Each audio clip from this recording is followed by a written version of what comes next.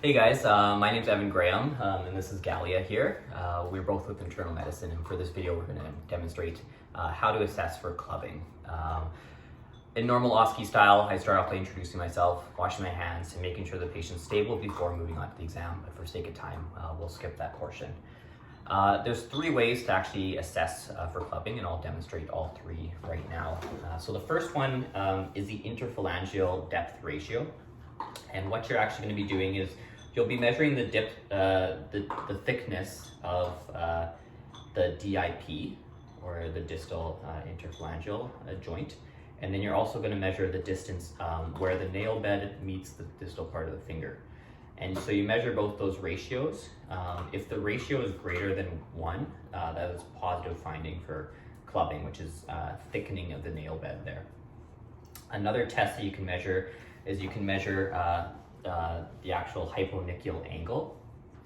And so the hyponychial angle, the way to measure that is you would make a straight line at the DIP, and then you'd also make a straight line of where the finger meets in to the nail bed there.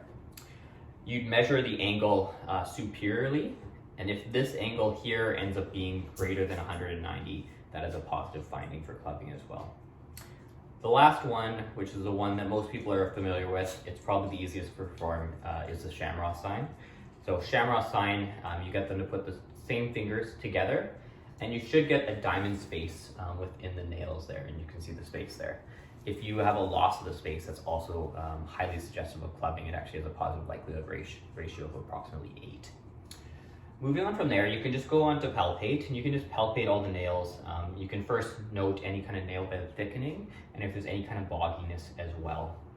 One thing that you want to do when you're actually examining for this, especially if you are thinking that there is clubbing, is you want to note if there's any kind of associated synovitis as well, and then if there's any kind of pain. So is that tender at all when I'm doing this?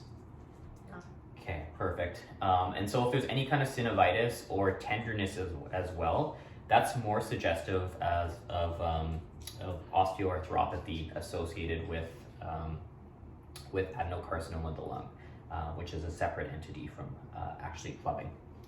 And so that concludes my clubbing examination.